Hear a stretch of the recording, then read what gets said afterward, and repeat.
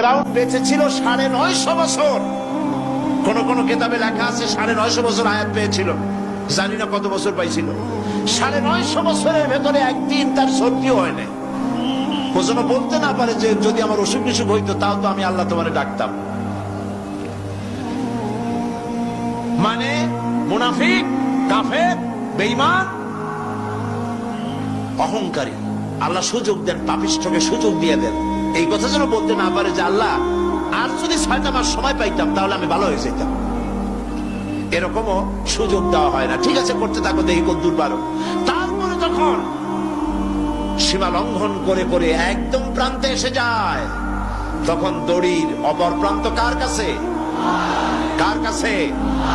ঘুড়ি যত উপরেই ওড়ে, ঘুড়ির লাটায় ওই পেছনে একটা সুতা আছে, সেই সুতাটা আরেকজনের হাতে, ঠিক না?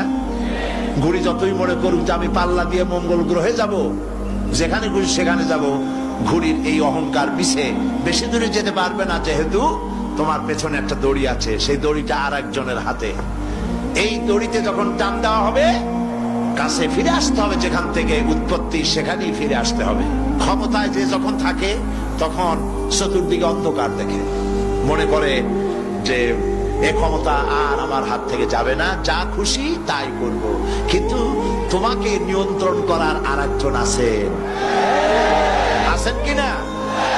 সেজন্য আল্লাহ পাক বলেছেন ওয়ায়ামুদ্দুহুম ফি তুগয়ানিহিম ইয়ামাহুন, আমি যারা সীমা লঙ্ঘন করে আমি ঢিল দেই, একশোটে ধরি না, ঢিল দেই, দেখি কতদূর পারো। সুতরাং আল্লাহ পাকের এই প্রচন্ড ক্ষমতাকে বিশ্বাস করতে হবে যে তিনি বিরাট ক্ষমতার মালিক। ফকিরকে আমির বানান, আমিরকে ফকির বানান, আবার প্রয়োজনে ইচ্ছে করলে পথের লোক ধরে কেউ চেনে না, কেউ সরে না, আল্লাহ পাক ধরে নিয়ে বাদশা বানান। আবার যখন আল্লাহ নারাজ হন তখন ফাঁসিতে ঝুলায় দেন। পারেন কিনা? পারেন কিনা? প্রচন্ড ক্ষমতার মালিক তিনি।